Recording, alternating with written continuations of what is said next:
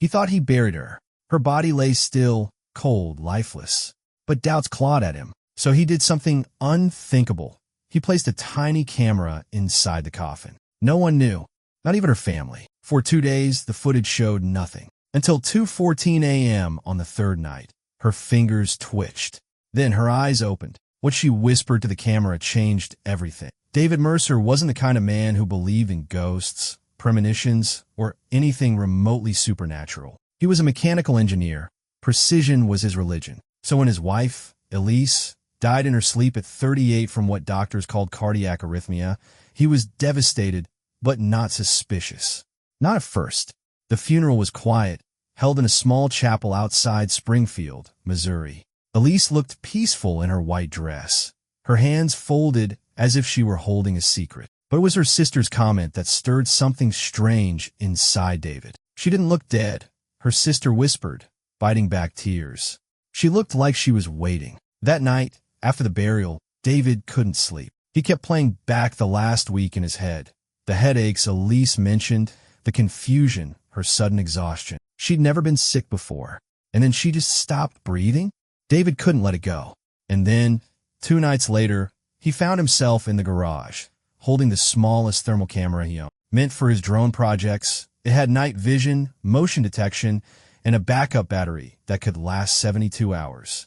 What he did next, he never told a soul. At T1:13 a.m., he drove back to the cemetery under a thick veil of fog. He knew the groundskeeper. He knew the back route in. And he knew how to unseal the lid without damaging the casket. The camera was nestled beneath the satin lining near Elise's chest. He whispered, "I'm sorry," sealed everything back, and drove home. For 48 hours, nothing happened. The screen stayed black except for the faint ambient pulses of the thermal sensor. But David couldn't stop watching. Then came night 3. At exactly 2:14 a.m., the motion alert went off. David jolted awake. He hit replay and watched in frozen horror as Elise's right hand twitched twice. Then her middle finger scraped faintly against the silk. The screen flickered. The thermal outline of her body shifted. Her eyelids twitched and then opened wide. She stared straight into the camera. Then she whispered, "David, they lied." David didn't breathe. He rewound the footage again and again, isolating her voice, turning up the gain, applying filters. It was her. No question.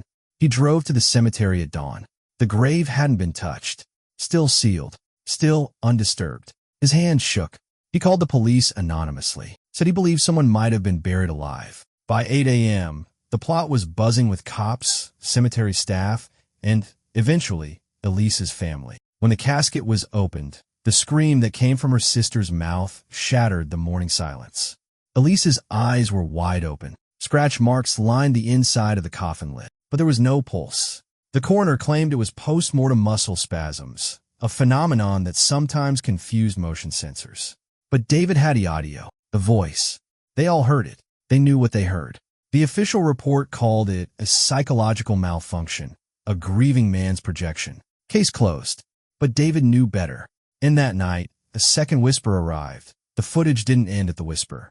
A shadow appeared behind her head, barely visible, almost like smoke. It didn't move naturally. It pulsed like it was breathing. Then Elise blinked again, this time slower. "Not dead, just taken," she murmured. The image distorted. The temperature in David's home dropped 10 degrees in minutes. Every light flickered. Something was happening. David called a forensic audio expert. He sent her the file. She called it back an hour later, voice shaking. She's alive, or something is using her voice. But there's a second frequency layered underneath. A second voice. And it's not human.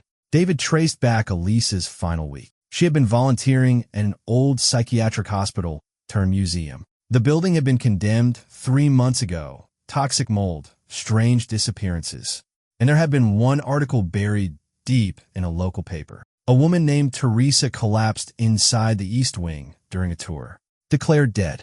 Then gasped mid-autopsy. Survived. Claimed she saw others underground. Heard voices. No one believed her. But David did now. David uploaded the final 10 hours of the coffin footage to a secure server and sent it to 3 journalists. Then he returned to the grave one last time. He opened the casket again. Empty. Not a scratch. Not a shred of fabric. Nothing. Just the camera still running. Then his phone buzzed. New notification. Live stream activated. Motion detected. The footage showed a dark stone room. Vet wool. Heavy breathing. Then Elise walked into frame. Alive. Pale. Her eyes blank. She stared into the camera and whispered, "He's watching. Don't look for me. Please just burn it." David burned the camera that night, but the footage is still online. It reappears every time someone deletes it. Each time, one word is added to the end. Next.